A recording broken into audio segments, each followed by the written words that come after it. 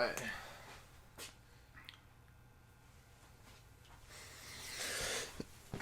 All right. This is episode 77 of the 100 podcast. I brought in Erick from Bitminas. Bitminas. Yeah. All right. Uh-huh. And so, first off, what is that, bro? Can you explain what that is? Yeah. So, Bitminas is a cryptocurrency ATM operation.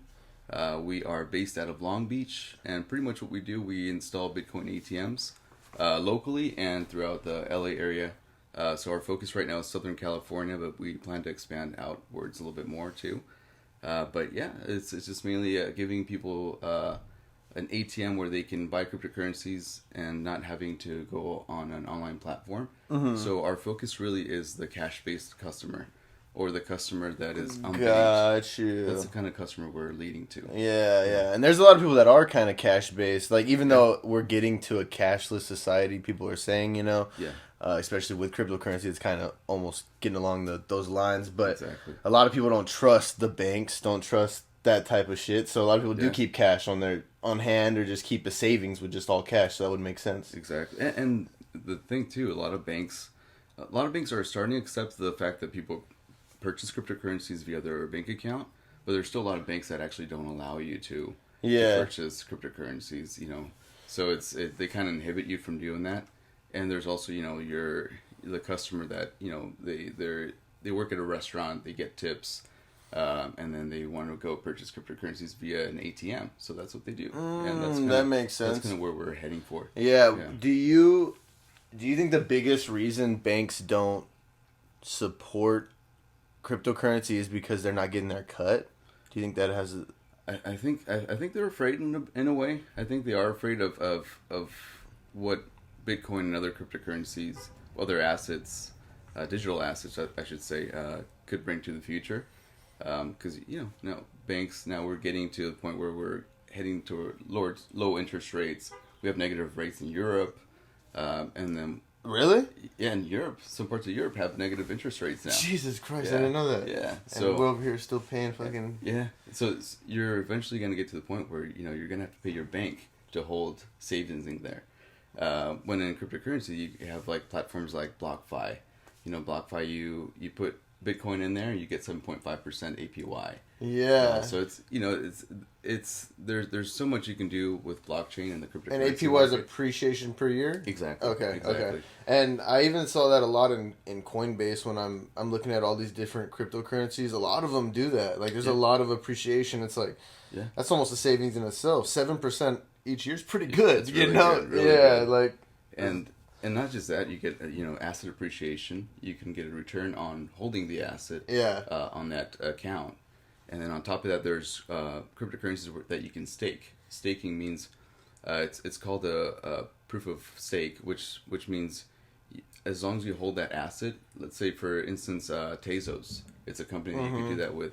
So you hold Tezos, and then you stake it on a certain platform, and they give you a certain return for holding that asset. Yeah, so, I've seen that as well. You've seen that as well, yeah. So that's another way to make income as well. Do you see any other cryptocurrencies that look like, not a Bitcoin competitor, but also like very can be useful? Because I was getting pretty deep in just looking into cryptocurrency. Probably not near as much as you, but I was getting into what is it called? Brave, like Brave browser, and their coin and all that, and how you'd get paid for basic attention token. That's what it's called. Exactly. And how you get paid for ads, like as a customer and stuff. And I thought that was like super interesting, bro. And I thought it actually made sense. And that was like one of the cryptos that I actually, or I don't know if it's an altcoin or whatever, but one of them that I actually thought could be useful in the future and help out the customer. I love BAT. I love what they're doing. They're actually coming up with a database platform like Google. That way you can do like research online, and it's all private, so no one can see what you're looking at. It's kind of like its own VPN. Mm-hmm. So it's like a own little server, and I mean they're doing great stuff. So I really like what they're doing as well. Yeah. What's your goal with the ATM? Just continue to spread it and try to get it out past California and continue to do it absolutely across the U.S. The focus is right now Southern California. Southern California is it's a really big market, and there's still a lot of potential here. Florida is another state I'm really interested in. And there's a couple other states in border states that I'm interested at as well.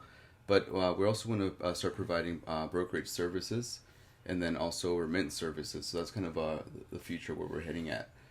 Because you can really do a remittance to any other country for a lot less than if you use, for instance, Zoom or any other platform. Because not with Bitcoin, technically, because Bitcoin can be quite expensive to send cross border. Yeah. But you can use like Stellar or Litecoin or other cryptocurrencies that are faster, and you can do a lot more transactions. For a lot cheaper. Per second for a lot cheaper. Gotcha. What made your passion for cryptocurrency? Because you gotta have a passion for this shit. You even you went so deep into like making an ATM for it, and like you're obviously you gotta be. It seems like to me you're on the front lines of it, right? Like because you're one of the trendsetters at the moment. It is. I think it's quite interesting because the first ATMs have been in place for quite a few years now, but they weren't really trendy back then. And I think really cryptocurrency is creating a new economy. You're going to be able to do so much with it, and ATMs, mining, brokerages. There's even credit cards now via MasterCard, Visa card. It's just becoming its own little financial economy, and ATMs will be part of it too. We are going to a more cashless based society.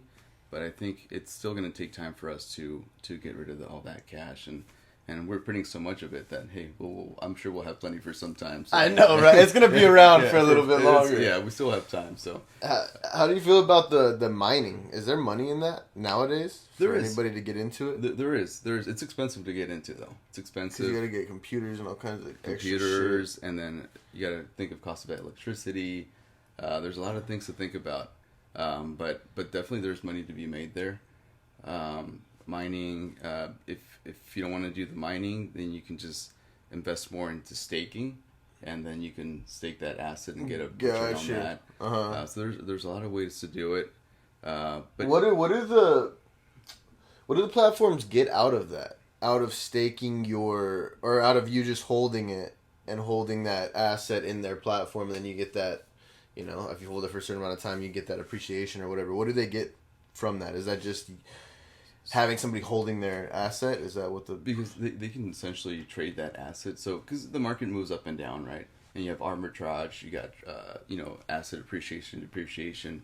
So, because of that, they can hold it while they're holding your asset. They can use whatever they have there to trade it or to arbitrage it, sell it somewhere else, and so they get more profits essentially than what you're actually getting. I get what you're saying. You're still getting 7.5%. If you don't know how to manipulate the markets or work on the markets, then that's a good way to make money too. Exactly. So, but they always have the upper hand. That's for sure. Yeah, definitely. They're always going to trading win platforms and the rich and man, the one percenters. Yeah, they're always going to have the upper hand in some way, but. At least it makes the user feel like they're getting their share as well. Yeah, and it's a low risk, low risk, and you're just it's almost like no risk if you're just holding it. You just hold it, and unless it disappears, which I guess it could happen technically. Technically, it could. I mean, if they wanted to do that one day, they could. It's gonna be very difficult though because really you have to have in order to have what's called a 50% attack. You have to own 50% of that asset in order to be able to really manipulate it. You can always fork Bitcoin, which means you can create another type of Bitcoin. Yes. But Bitcoin's still always going to exist. It's pretty much a replica of Bitcoin, and then you add some other touches to it. You have like Bitcoin Cash. Exactly. That's a replica of Bitcoin. It's a fork, but in reality, Bitcoin still does its own thing, and it's still its own blockchain. And what is they just disagree, right? They just have some sort of disagreement in where it should go, so we're going to fork it. Exactly. To Bitcoin Cash. Yeah, that's all they do. Has there been a lot of 50% attacks or whatever in the market? There just with like the lower alternative coins. There's been a few and some of those, and pretty much they destroyed those. But it's very rare. It's very rare, and something like Bitcoin, where you have big companies, Tesla and Elon Musk and Oracle and all these companies buying Bitcoin, it's going to be very difficult to do a 50% attack. It just won't happen. It's not going to happen. And that's the beauty of blockchain, right? Because it's decentralized. Not one central source owns it. So that means that, I own some, you own some. So they would have to attack all those computers and all those blockchains in order to be able to actually hack it and actually take make control. take control of it. Yeah, and what's kind of crazy is everybody talks about that. They talk about not like the 50. They don't say it like that because they don't really understand it like that. But a lot of people talk about cryptocurrency just kind of disappearing. Like you'll be in it, and I've always been one of those people. I've always been somewhat afraid of ones that are kind of like newer, aren't worth much. They're like a couple pennies or whatever. But on the other hand, the stock market does the same shit. There's like penny stocks everywhere. There's pump and dumps everywhere, and nobody talks about the 90% of people that lose money on the stock market. You know what I'm saying? It's like it's the same risk. Everything's kind of a gamble. It's just on you how much risk you want to take, and I don't know. It's all investing in its own way. It is, and really, I mean, if you want to invest and hold it. It's good. Just don't put too much risk in it because in any market, stock market, Bitcoin market, or crypto market, you have to keep an eye on your assets. You always have to be careful. It's very difficult to sell at the top. I mean, there's anyone who says that they're probably scamming or they're probably lying because you never know when the top is going to be and you never know when it's going to start falling. And so that's why you have to have your limit orders and your exits and all that stuff so that you can be prepared for an occasion like that. You just have to have that game plan, like you said. Have that game plan, exactly. Do you invest in the stock market yourself? I do. I don't invest in it as much. I do have like a 403b, 401k from past jobs, and then so I just kept those. But I'm not really investing in it. I'm just kind of holding it and watching the market. And then mainly, I would say most of my other assets are in crypto and commercial real estate. I'm originally from Mexico, so I have some commercial real estate back there with my brother. A good move. Yeah. So I need to get. My whole goal. That's like my main goal this year. Really, is getting into some sort of real estate. Anything, a house, a condo. Something, even though the market seems kind of crazy, it's high right now, so I don't think I'd buy right now, but I just think that's a huge thing to have, is something that, because you got to build like your foundation, I guess, like you got to build, because every asset you own is like, it just builds your net worth, and the more assets you get, the more you're worth, so it's like, it is. Especially when you have, like you said, I don't know if you want to say it on the podcast, but having kids, I have kids, you have to fucking build that shit. You don't have a choice. You're on a time limit, Exactly. And that's pretty cool, man. How was that trip from that upbringing from Mexico to here to now? Is this what you're doing full time? Full time, completely. Like you're a full on entrepreneur. Like what was that, bro? How is that? How do you feel from that whole upbringing to now, bro? Like you're living the American dream, really, from what it seems like. Yeah, that's the thing. You got to be hungry. Yeah, and I came hungry. I wanted to be successful. I wanted to do something big. I didn't know where, and then cryptocurrency popped up, and I was like, all right, let me see what this is all about. Everyone was saying it was risky, this and that. I was like, all right, that's usually a good thing. When people are afraid, it's usually a good thing. Yes, that's weird. If everyone wants to do it, then you're probably in the wrong business, So I wanted to do something that was different, that there's potential, high risk, high reward, and that's what it was. And so I was like, all right, let's give it a try. Why not? Yeah. I have nothing to lose. I've already been at the bottom. Let's just focus on the top. How long ago did you find interest in cryptocurrency? So that was back in, I first started looking into it 2012. 2012 is when I started looking into it. And then I finally got into the markets in 2014.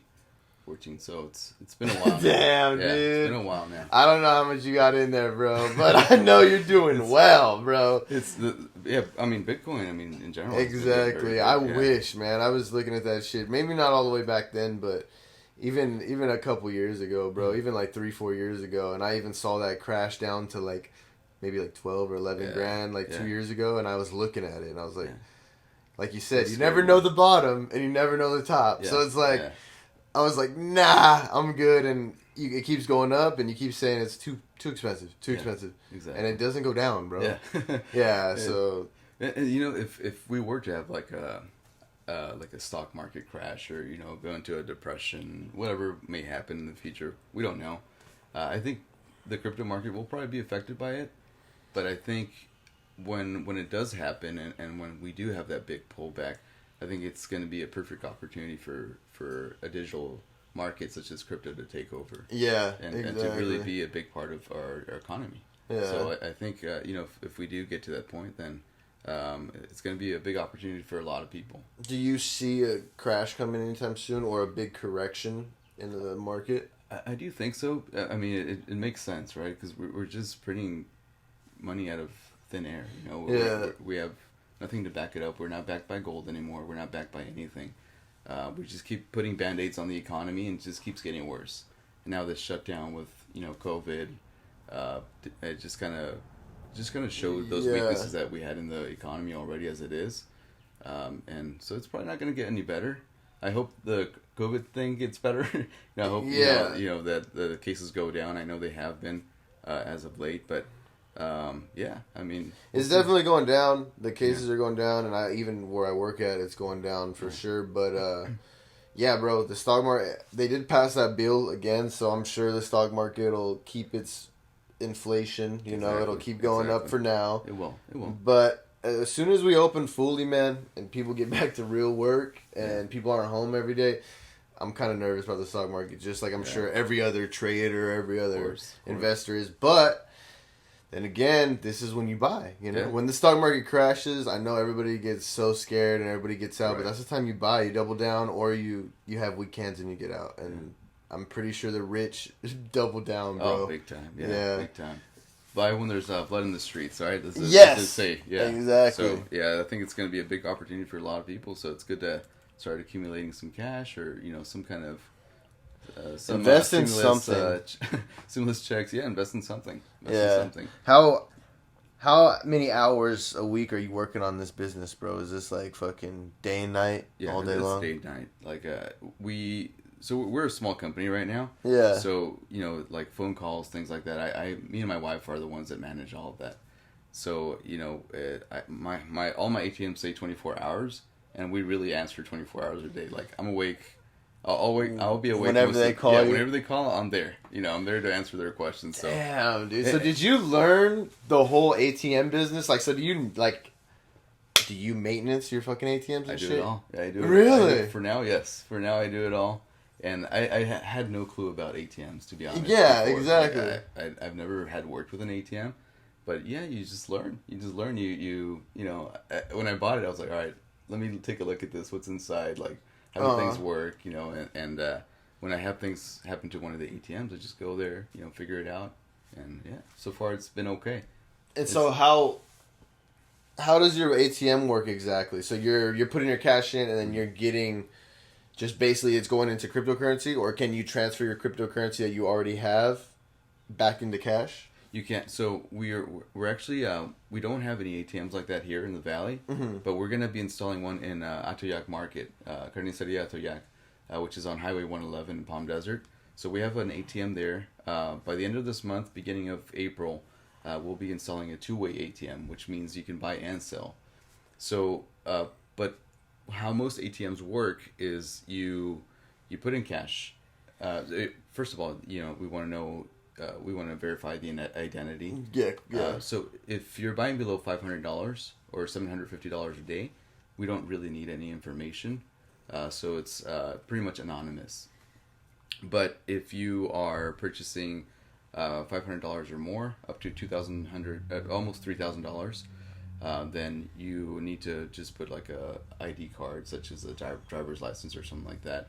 Once you do that, it's going to ask you to put your QR code for your Bitcoin address. And then after that, you insert the cash on the quantity you want. And then, you receive your Bitcoin within 5 to 10 minutes in your wallet. Damn, so that's pretty cool, man. Yeah. You also have an ATM in the mall, right? Do you have an ATM in the mall? I do not. No? No. No, No, I feel think there I've is seen- one though. I think I there's saw a one. Bitcoin ATM there. That's why I thought it was yours for some reason. 'Cause I saw you, and then I saw that one. I was like, it's got to be this dude. Yeah. But I guess somebody else is trying the business as well, Yeah, bro. there's quite. I actually went to. So I have another one on Cook Street, on University Village Food Mart. Oh, okay. So I have one there, and then I went to the not the EMPM, but the gas station across of it, right before the freeway, and there's a Bitcoin Depot ATM. Oh, is it the mobile? The mobile. Yeah. Yeah, there we go. So I went there, and then they have a Bitcoin Depot and ATM there as well. So they're popping up everywhere. Okay. It's something that's booming right now. Dude, a lot of people are in it, you know? Yeah. A lot of people are in crypto, a lot of people are in Bitcoin. It's Yeah. kind of like the millennials stock market, you It know? is. It's It like really our is. type of investment, you know? It really is. Super risky, super crazy, super trendy, Dogecoin, fucking to the moon, Dogecoin. fucking, you know? Like, yeah, That's- exactly. that was bro. crazy too. Elon Musk was doing a good job with that. He even posted something this weekend. Yeah. And he posted fucking Doge or Doge is EGOT and Yeah. backwards or some shit on Twitter. I'm sure he made a couple billions off of that. Yeah, bro, and I Market fucking got in, I didn't have much money left over, but I made a little bit. I Yeah, was there we like, go. fuck it, I threw it in because I saw he posted about it. Why not? Right? I mean, it's trendy, so why not? Yeah, exactly. So what is the basic, like, if somebody had no idea what cryptocurrency was, what would your basic explanation be to somebody? Because that is, like, the hardest thing for me to explain, is, like, what even it is. Like, what? So I think the best way to say it is it's a person to person exchange of value. That's what it is, and there's no banks, there's no third parties, no one in between it. So you have the power of, I could send you some Bitcoin, and we would not have to tell our bank accounts. We would not have to tell anyone. It's just a exchange of value between you and me. Which would make sense because it's our fucking cash. Like, our cash. why do I have to tell you Yeah, exactly. who I sent my money Yeah. to? Why do I have to pay fees to send you money? Or and not necessarily because you can do Venmo or things like that. Yeah. But it's not private on Venmo. While in Bitcoin, it is private. I mean, it's technically on the blockchain. So if you want to really look into it, I mean, we could see who made the exchange. And how does that work? How does the blockchain work? So pretty much it's the blockchain. So every time so first of all, you have the miners, right? The miners are actually creating the Bitcoin. Yeah. And then and so you have the Genesis block. This is where Bitcoin began, and then you start having more and more blocks. But pretty much every time you create a transaction, the transaction goes into a little block called the blockchain. And then you have chains that connect each block Gotcha. with different amount of transactions. And the miners are the ones that are verifying these transactions, and that's why they get like a little fee or payment for doing that. A little cut. A little cut from it. Yeah. And so pretty much that's what makes cryptocurrency so secure, because it's mined by various people in the world. Various people have a piece of the blockchain in their computers. And so, you can store your Bitcoin in your own personal wallet. Mm-hmm. No one has to know about it. No one controls it. It's decentralized. So, I mean, it's uses crypto, It's like almost like... cryptography to embed it. Oh, And okay, so it's gotcha. secure, it's transparent, you can't double spend it. I mean, you can do so much with it. It's really an amazing technology. It's That's like why the so many people's companies are money. using it. It's the people's money. It really is. Is there, like... What is the use for, like, Litecoin or, like, Ethereum or... I know basic attention token. I kind of see the because I Use of it. researched deeply kind of into that one. I don't know why I got so into it. I just love the way, because advertising is so like, it's not by choice. Like, people don't get to choose. Like, you fucking have to watch all these advertisements that nobody wants to watch them, but you get them because you don't have a choice. Like YouTube, everywhere you're watching shit, Spotify. Whatever you choose to watch, TV, Netflix, no matter what it is, there's commercials and advertisements everywhere. Facebook, Instagram, social media. And that was kind of cool for me to see a browser where you can choose if you want to watch an advertisement, and if you do, you get paid for it. Exactly. And it's not much, but you get paid for it. And it made it where, like, damn, dude, like, at least I'm scrolling the internet and I'm getting paid to scroll the internet to waste my time. Exactly. Yeah. But what is like the use for like those other big ones? Because I know Ethereum's huge, Litecoin's pretty huge. So what are the goals of those? So to start with Litecoin. So Litecoin. So you have Bitcoin. Bitcoin is considered like the gold standard for cryptocurrency, right? Yeah. And then Litecoin is supposed to be like the silver standard for cryptocurrency. Okay. Litecoin, since the creator went back in I think 2017 ending of 2018, he sold a lot of Litecoin, so kind of like the credibility of Litecoin went kind of downhill because they're like, why'd the guy because that of what the made guy it did sold out basically. He did but I think Litecoin has, I mean, it's a great cryptocurrency because it's very cheap and it's very fast to transfer. So I mean there's a lot of use to it as well. But then you have like likes of like Stellar. Stellar is it's faster.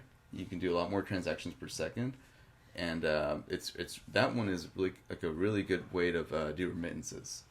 Because Stellar is so cheap and so light, so you can just transfer back and forth. What is a remittance? What is a remittance? It's a transfer from country to country transfer. Oh, okay. So let's say if I want to send money to Mexico, for instance, I can do it through Stellar, through a Stellar system. Way quicker. A lot quicker. Yeah, a lot quicker. And it's very cheap as well. And that's something I've heard in the past. Mm-hmm. That was an issue with Bitcoin, is that it was made so long ago, or that it... I don't know exactly, because I don't know exactly what the issue was, but that, like you said, the transfers aren't as fast. Just like everything with it is just a little bit slower because it was like the first one, the trend, So right. Does that ever become an issue for Bitcoin, or is Bitcoin just the gold standard? It's like, like gold, for example, it just stays always worth what it's worth, like it'll never be worthless. So with Bitcoin, I think because it has that first mover advantage, and so many people hold it, it's by all means it's the most secure blockchain you can have. Okay. And it's the most secure and just has that belief, that backing by people, that it's always going to be, I think, in my way of thinking, the gold standard. Yeah. So that's why Bitcoin is so powerful in that regard, right? And Stellar, it's not owned as much by as many people, so it's not as secure. It does have benefits because it is a newer blockchain or newer technology. Haven't I heard some sort of partnerships with Stellar and some big companies something like that? They have IBM. They have a lot of big companies. Yeah. They're really using it for remittances, for border cross-border payments, things like that. So I think that's a great use for that coin. And now Ethereum is like it's like your app builder. You build apps on it, and then because everything's pretty much most companies are created off most digital assets are created off Ethereum. So you have BAT is created off the Ethereum platform too. And then you have like all the DeFi, decentralized finance now, such as Aave. That's they're pretty much creating like I guess like the crypto CDs where you put your Aave and then you're creating more Aave off of that. Oh, okay, gotcha. Yeah. So you're creating assets from that. Kind of like almost like a savings kind of. Yeah. Right? So it's like pretty much Ethereum is like an ecosystem. It's what it is. So it's not really competing with Bitcoin. And it's its whole other. It's its whole different thing. It's its whole different thing. And the thing with Ethereum, it's probably not a good transfer of value as an asset as well because gas fees are so high. I mean, it's pretty expensive if you're transferring Ethereum to another person. It can be quite expensive. So Ethereum is not really used for that, and it wasn't meant to be used for that. It was anyways. meant to be used to kind of help build. Yeah, exactly. Build all the other. To build the ecosystem. So that's what it's for. So every digital asset has its own thing. There's a lot of competitors to Ethereum, such as Polkadot, Tezos, Cosmos, or Atom. Those are all competitors to Ethereum, and they have a lot of things that they're doing very well, but I don't know if they're ever going to get to the point of Ethereum. Because Ethereum is pretty up there. It's up there, and it has again first mover advantage. Exactly, people know about it. People know about it. It has a huge ecosystem. I mean, there's so much built on top of it that it's gonna be hard to. Wasn't it at one point backed by like a rapper or something? Ethereum. Ethereum, possibly. Maybe I think it was. Yeah, I think it was a huge. Maybe like Jay-Z or somebody was talking about it back in the day. But is there a crypto that no one knows about? Obviously, there's gonna be people that know about it, like you. But the regular, average, everyday person wouldn't know about that. You're kind of excited to see where it goes. For me, I think two of them, they're high cap assets. I mean, they're you're not going to see as much growth in them anymore. In terms of return, I mean, they're still going to grow quite a bit, but in terms of return, like they're not like the penny stocks anymore, type of thing. Yeah, exactly. So for me, as I mentioned, Polkadot and Tezos are going to be big. Okay. And I don't know if too many people know about them. I've heard of Tezos. I've never heard of Polkadot. Polkadot, their ecosystem is growing very quickly. Very quickly. They have great technology. They have a great community behind it, and you can stake it as well. So people can make a passive income off of it as well. So there's just a lot of good things. Things coming out of it. Yeah. How do you feel about the future, bro? How do you feel about tech and where we're headed as a species? I guess really as humans, because tech is taking over. Yeah, it is. It is. I mean, I don't know where we're headed exactly, but it should be. I mean, I'm interested to see it. I'm excited about it. I'm kind of I'm a really like a positive guy. Like I like to have a positive outlook. Thing, not really pessimist. So I think there's a bright future. We just need to correct some things. Hopefully as a species we can just be just help each other out a little bit more, be a little bit more humane. That'd be nice. Yeah, that'd agree with that. Man. Yeah, it's just because I think it's not all about making money, because when you make money you feel good for a year or for that period of time, but when you give to others, that feels way better. It feels way better. Yeah, it feels way better. So hopefully we can head to that route and build a system that it's more that we can all contribute to, but at the same time help each other. Yeah, so, maybe not make money the main focus. Yeah, exactly. Yeah, which is always nice to have money, right? I mean, it's money doesn't make you happy, but it makes things a lot fucking easier. It makes it easier. Exactly. Yeah, exactly. It doesn't bring happiness though. No, for sure. No. Because when I had my job too, you get a pay increase. You're all excited for that month, and then taxes come, you get more taxes taken off your paycheck, and you've already forgotten about it. So it's just a very short term incentive. So but when you, let's say, go to an orphanage and help some kids, bring them food or bring them toys and see them smile and see them happy, it's like a different story, right? It's way different, way better, man. Yeah, that's kind of what I guess I hope, man.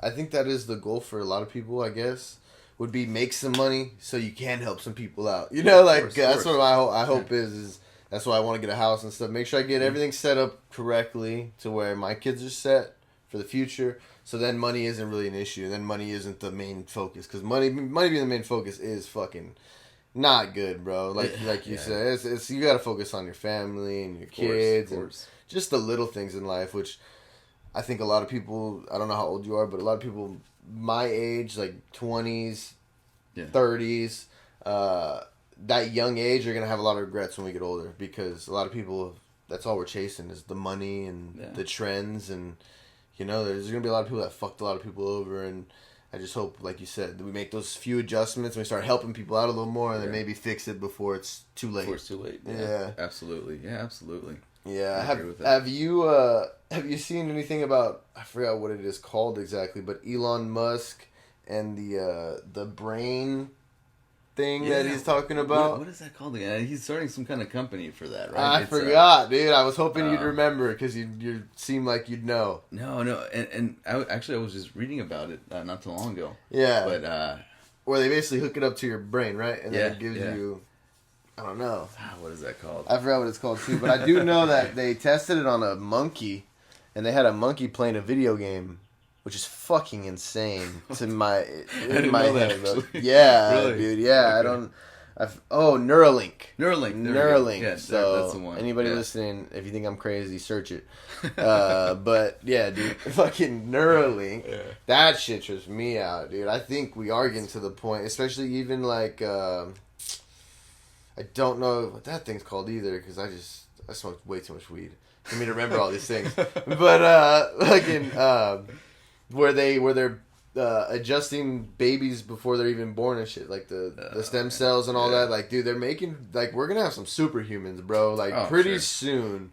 Sure. Like, us regular people are gonna be fucked. They're gonna be like some 7 feet tall, buff ass homies, smart as fuck. Like, I don't know, bro. Future seems crazy. It is. Yeah. Especially if you have guys like, Elon Musk. Like, he just thinks way ahead. He's doing crazy things, and he has the money to do it. So, like, he's doing some crazy stuff. I don't know if it's good or bad, but I guess we'll see. I would trust him more than Bezos. Jeff Bezos is my future. So. Or even our fucking governor right now. But that's politics. I'm not going to talk about that. Yeah, I know, right? But no, I agree. My buddy, actually, he works for SpaceX. He does, like, metal fabrication and shit. And he says, man, that guy's so intense. Elon Musk, he said one time they had a meeting like a couple weeks ago, and he just said the guy was not happy, and he was like, "Damn, dude." He's like, "That dude was like scary as fuck." I was like, "Damn, bro." And my buddy's all tatted, all crazy, all up, and he's like, "Bro, nah, fuck that guy. He's so scary." I was like, "Damn, that's so cool." Yeah, I mean, you gotta have like you have to be like that to run the shit. Yeah, all those companies he's running. I mean, solar, and then he's got Tesla and now Neuralink, and I'm sure he has other projects. Well, what's crazy is he started PayPal when he was like 17, dude, and nobody even remembers because he was like, I'm over this. You guys just handed it off to somebody else because he wanted to do Tesla and all his other shit. But he's an amazing guy, man. He's done quite a few things. He's very interesting. Yeah, intricate guy. Yeah, hell yeah, man. He's one of my. Definitely some sort of inspiration for me. I just like that guy. That guy just seems... I just love the way he just does it his own way. And he doesn't kind of... He's exactly like he does it his own way. That's it, basically. He creates new trends. I want us to talk about this as well that you gave me. So what... Yeah. I want to show the camera real quick what these are. So, what are these? So, those are called ballot hardware wallets. So, what they do, most people hold their crypto in, let's say, for instance, Coinbase and exchanges. And it's probably not the best thing to do. I mean, Coinbase has proven to be pretty safe. Yeah. But there's a lot of exchanges that have been hacked. So... Binance? Was that one that was hacked? Binance, it was. I think it was a couple years ago. Uh-huh. And then KuCoin was hacked not too long ago. So pretty much what that is, though, it's a hardware wallet. So it's called because you have hot wallets and cold wallets. So this is considered a cold wallet because it's offline. So pretty much you send your crypto onto there, and it's not in any exchange. It's not everywhere. It's in that hardware wallet, so it cannot be hacked. Essentially, there's no way to connect to it. This is pretty sweet. So this is almost something like. You get it, you keep adding to it, whatever, and you have this in, like, your safe, or, like, you have it in a hiding spot, or some shit. Yeah, that's pretty cool. It's just like having cash, putting it in a safe, not in your bank, because your bank, if something happens to your bank, it closes down, and you can't get your cash out of it, you're pretty much screwed. Yeah. But it's kind of the same type of mentality with this. Man, this is cool. You hold it at home, and no one can have access to it. I'm gonna show the camera. Check it out, dude. This is cooler than the fucking Apple Card. So what it is, like, those are good for... There's other hardware wallets. Personally, I like the Ledger. And I like this, too. This one can be used better with, like, the crypto ATMs. And the Ledger is better for, like, online platforms, things like that. Okay. So I recommend both of them. They're both really good and very secure. So that I could use... Can I use that at your ATM? Yeah, you can. Oh, so legit. Because it has a QR code on top of it.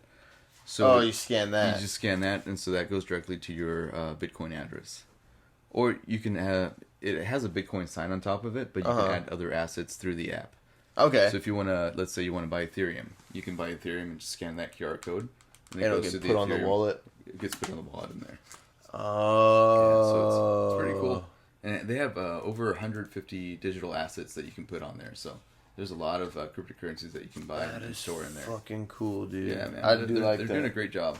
Yeah, because I wonder, because I've always wondered, because like there's always those stories about people losing their Bitcoin or they lost their password, and like, dude, that shit is very protected. Like, it's really protected. Like, you need to, like, there's no like, I forgot my password type shit, you know, like to get your your wallet, you know. It's better to have it somewhere else, and you know, if you have it in an exchange, your private keys are not your private keys. So your private keys, if anyone has your private keys, so let's say I had your private keys, I can just put it in my digital wallet and transfer your assets to my wallet. Exactly. I have your password. Yeah, I have your password. So what I like to explain is you know, your public address is like your email address, and then the private key is the password to your email address. Yeah. So if anyone has access to your password and they know your email address, then they can access your email. And the password really isn't that hard to find if it's on a public. Exactly. Exchange. On a public exchange, exactly. So, just I would recommend always storing it on a hardware wallet, if you can. Yeah. Got you. What is your? We're going super deep into crypto, but I just feel like we have to, bro. What is your? Where do you see Bitcoin going to? What is your peak of Bitcoin? Do you see a peak for it for this? Maybe in this year, I'd say. For this market, I would say 100,000 this year. Yeah, 100,000 this year. If things keep going well, you know, if we keep holding this our current market, our current economy, then it'll probably keep going up. But if we do have a crash in the economy, it's definitely, I think it's gonna go down with it quite a bit. It's gonna have a big pullback. So I would just say, you know, just keep an eye on it. If you're buying more, I think still buying at this price is not a bad price. I think it's going to go a lot further.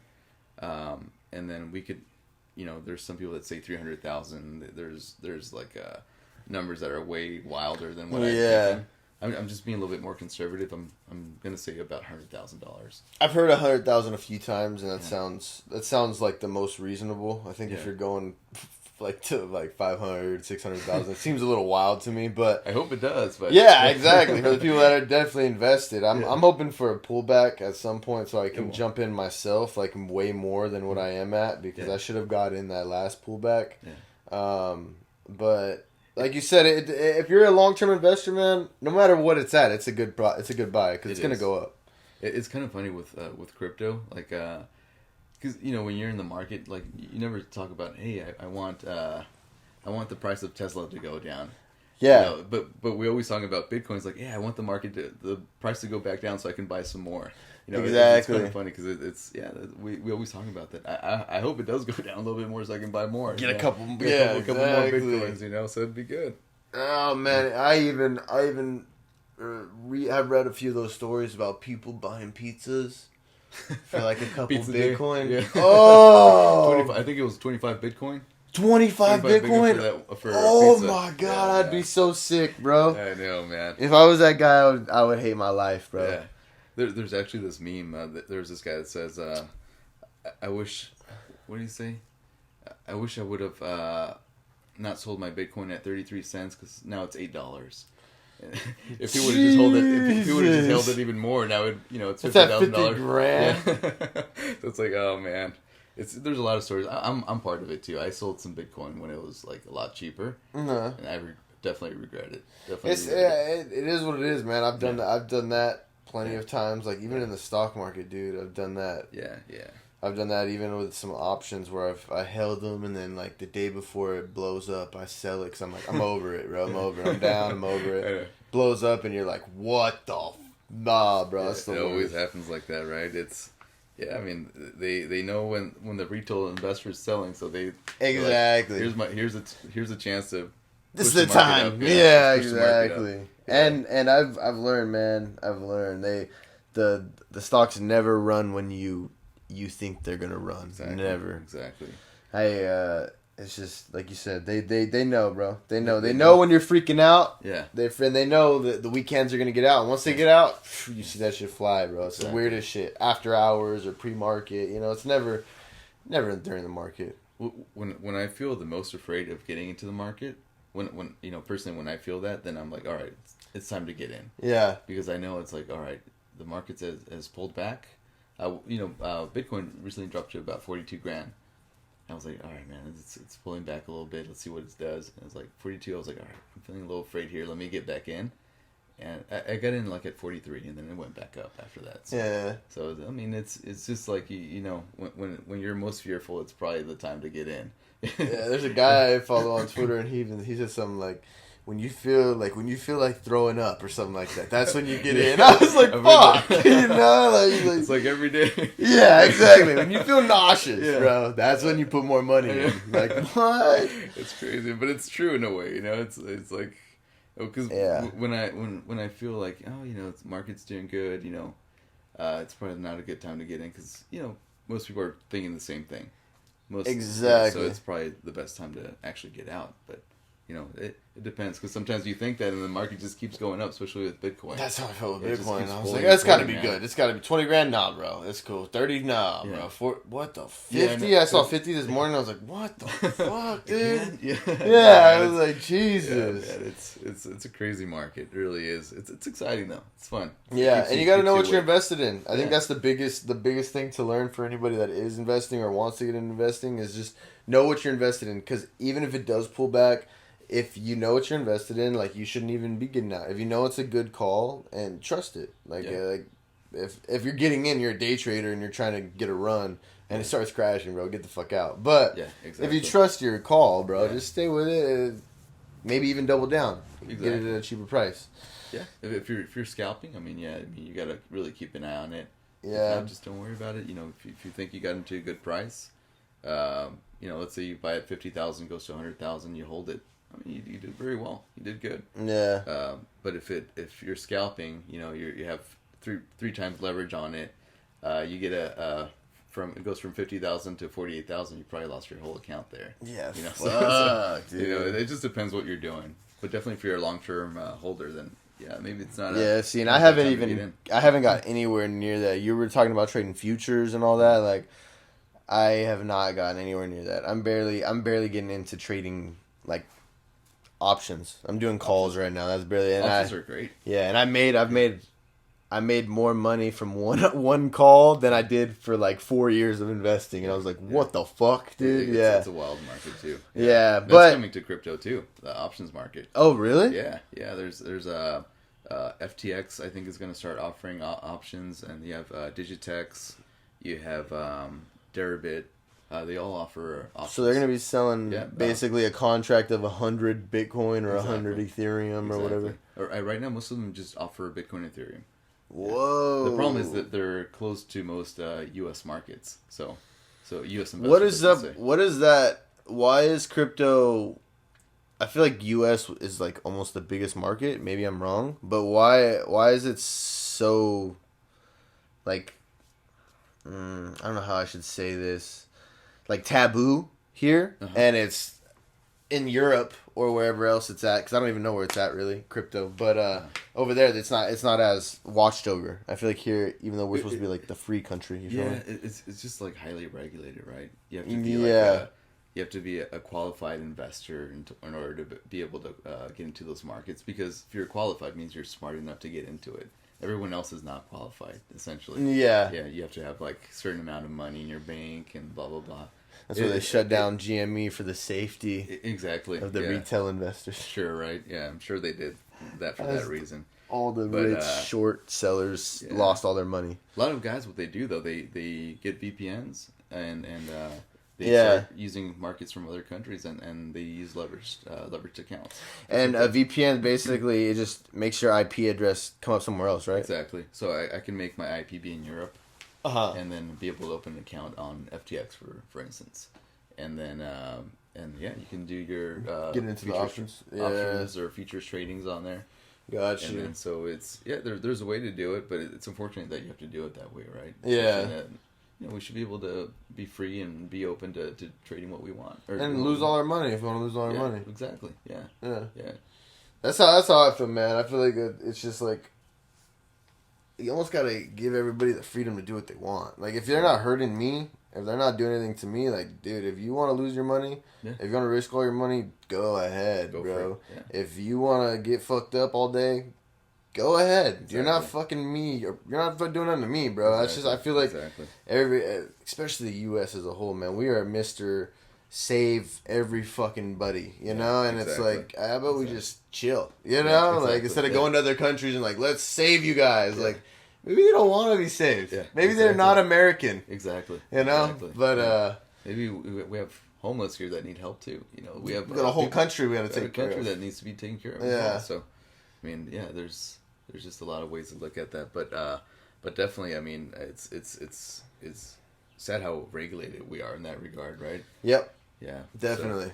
Definitely. The regulation here is pretty wild, man. And especially this quarantine kind of tripped me out. The pandemic, just watching how quickly we became, the country as a whole became sheep. You know, like we just all were like, yes, sir. You know, like, and I understand, obviously, because the dangers of Corona, but I'm just saying, it is kind of scary for me, especially seeing, like, damn, dude, like, maybe we are just all brainwashed to just follow, you know, just follow the rules and just follow exactly what they tell us to do, like the politicians and all these people that obviously do not care for us because, like, they're out there getting their hair done as they're shutting down fucking hair salons. They're going to dinner. Yeah, like, come on, bro. Like, let's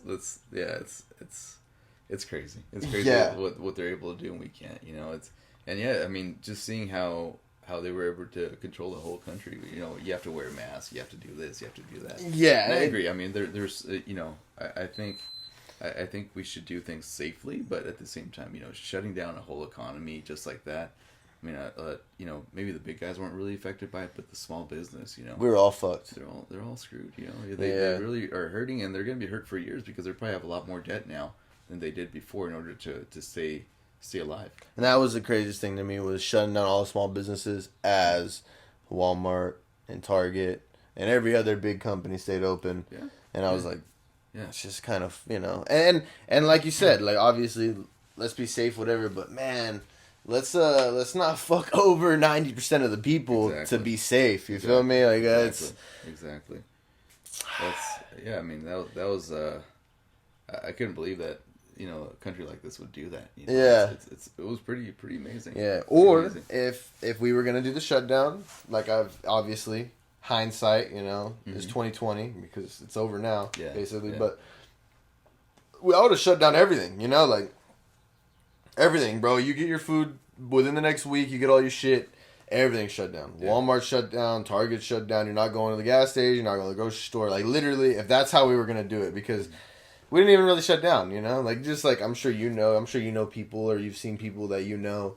Like, they were still living life normally, you know? We're all, like, we're wearing masks, but we're all doing the same shit we were doing before. It was just with a mask on. Exactly, yeah. So, I wish that's how we did it, was just shut down like that, or just not shut down and just let everybody live their lives and just take the risk and you know, wear masks and just kind of hope. Just be smarter. Like, I feel like we are mostly nowadays. Like, everybody's just kind of like a little bit smarter about what they do. Yeah, a little bit cleaner and that's kind of crazy, right? Like, everybody's hygiene went way up. Wash your hands more often. Clean your groceries when you get it from the market. Things like that. Yeah, dude. Like, the flu and all that shit went down. Like, all these weird little problems, diseases, or little, like, colds and viruses and shit went down. Yeah, that's crazy, right? Yeah. That's pretty. Yeah, it's like the only virus that exists now is the coronavirus. That's so crazy. That's exactly how I feel, dude. I'm like, it's like, how does that happen? You know, that's pretty crazy. Yeah, that's very interesting. Again, yeah, bro. Yeah. That is the weirdest shit. But I'm not gonna be a conspiracy guy. Yeah. But everything else disappeared except for coronavirus. Except for corona. Exactly. Oh man, the beauty of this fucking country, man. Yeah, man. It's like most countries were in on it too. I mean, they're all and the beauty of the world, really. Yeah, like you said, it's like a global thing. It's like, hey, how do we control the entire world? Let's just test it. Let's see what happens. Yeah. And we're getting super conspiracy guys. We don't know anything. We're not experts here. Know, right? But dude, that shit was pretty crazy. And then also even it's pretty positive that it came out of a lab. Like, we're all like, even though they're still trying to say it's not the WHO or whatever. Yeah. But it's pretty clear it's out of a lab, just the way the virus went and everything. And that trips me out even, you know? Like, damn, dude, like, what do we have in the labs, bro? Because I'm scared. Like, I don't want nothing else to come out the lab that's even worse. Like, this wasn't even that bad. Exactly. You feel me? Exactly. And if anything, if this is something I've said on the podcast a few times, if this was the virus, the pandemic, this was probably the best pandemic we could have. It killed mostly people that had health issues already or older people, which is fucked up to say, but, you know, like, I'd rather them die than the young people in the country, you know? So, that makes me nervous knowing that they're fucking with viruses, which I understand you have to do it to medicine, you know, medicine and all that. For technology reasons. Tech, yeah. But yeah, it is. I'm sure they have way worse things than those. It's kind of crazy to me, man. Yeah. We are living in the future, bro. Yeah, we are. Yeah. We are. The things that you used to see in movies, like, I mean, they're becoming reality, right? I mean, it's, we never thought we'd be, you know, locked down with wearing masks, and I never thought we'd get to that point, but we are. Yeah. Yeah, we are. So it's pretty crazy. Exactly. Pretty crazy. So we know it didn't come from a bat soup. Right, no, so. No, exactly. It wasn't from a bat. Yeah. That wet market that they're trying to blame it on. I know. That's fucked up, dude. Just blame it on the poor people. Like, it was them. They're dirty. Yeah, exactly. Like, nah, bro. You're fucked up. That's crazy. Yeah, but on the other hand, I do hope this pandemic, like you said, you have a positive outlook. So I hope my positive outlook is that everybody kind of recentered themselves, and a lot of people I did see open small businesses and kind of like do something for themselves, learn something new. So I'm kind of hoping that we as a whole country kind of find our goals, you know, like do the right things, you know, focus on the right things, like you said, not the money, and like focus on your family and like doing things you enjoy doing, because like working for a corporation or for a company, like nowadays it's almost not even needed, dude. Like we're almost kind of at the point where you can work for yourself. You can have a couple different things you're doing to make your ends meet. Especially if we're getting paid $15 an hour or whatever to work 8 hours. Like, that shit sucks, dude. For people that do that, it's tough. So yeah, like I think hopefully this pandemic made a lot of people a little more independent. I actually noticed that too. I even have friends who, you know, were working, they got laid off, and then they started their own business. They started, you know, making shirts, designs, or started selling coffee, you know, and it's pretty cool to see that. It is. They're becoming more independent, and they're starting to find that they have skills that they can contribute a service to the community, right? So they can do so much more than just be a busser or a server. I mean, there's nothing wrong with that either, right? But at the same time, like you know, we all have gifts that were given to us. We just gotta know how to express it and bring it out. You gotta take a risk, man. Take a risk, yeah. Especially like you and your business, and even me in this podcast, or like a lot of everybody I've talked to on this podcast. Basically, every guest I have, it's like you gotta get out of the comfort zone, you know, because if you don't, I'm sure you know.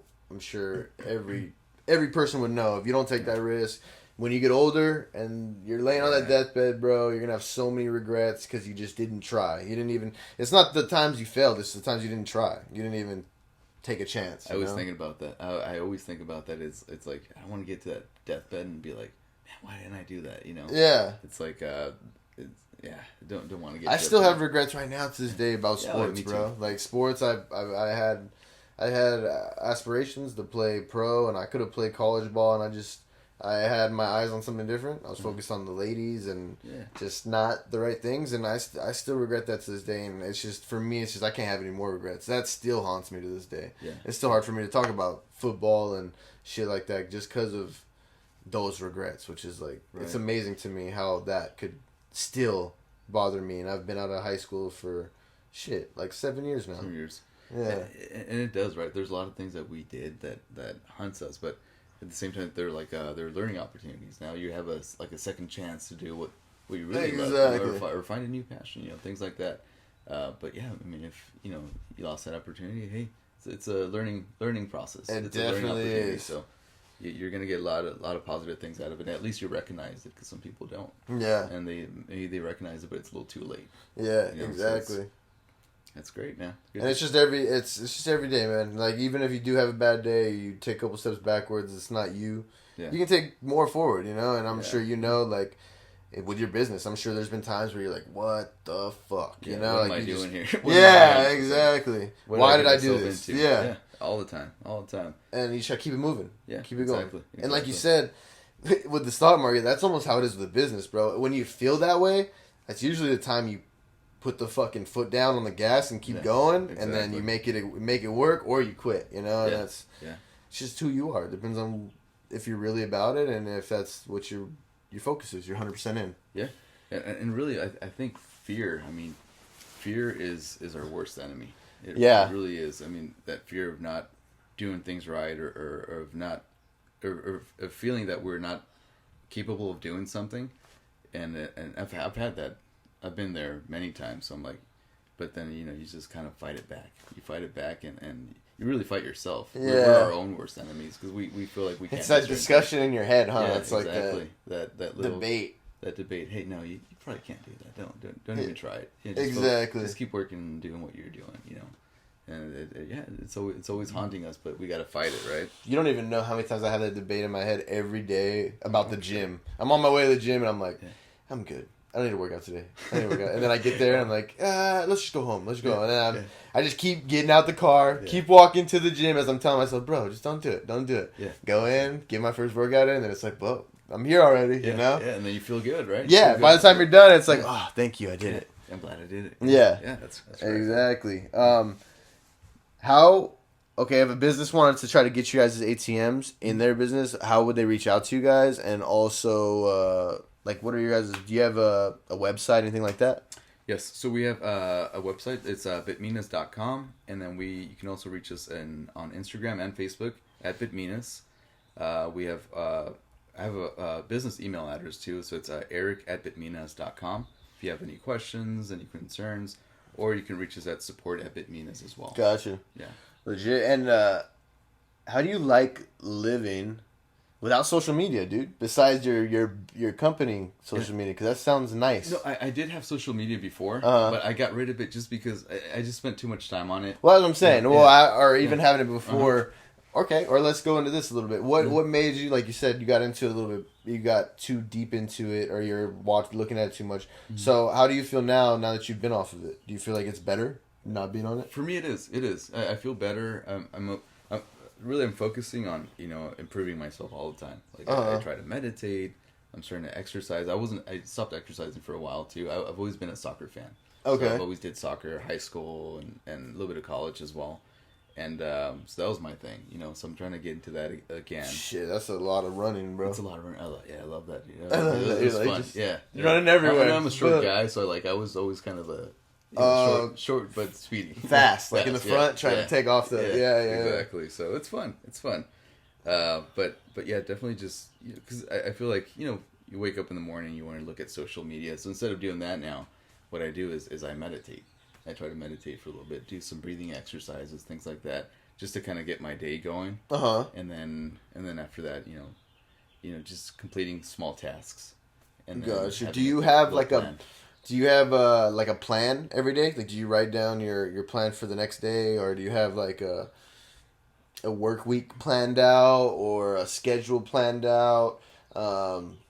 What keeps you on schedule? I have a monthly schedule. Gotcha. So I have a monthly schedule, and so I write down, so what are my goals for that month?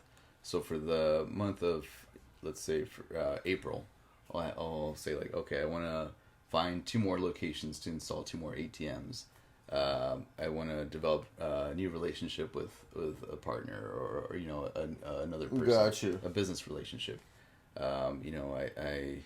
I'm gonna call my grandmother every week, or things like that. I have certain goals, and then I schedule them throughout the week, and then definitely reading like entrepreneur books, like self improvement books, things like that.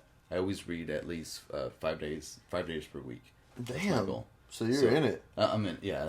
Like right now, I'm reading the Lean Startup by Erick. So that's a great book that I'm reading right now, and it's kind of teaching me how to make the business process a little bit leaner and a little bit easier to innovate, essentially. Gotcha. Yeah, so things like that help you improve your business and just yourself. help you save a little bit. Yeah, everywhere. Exactly. Gotcha.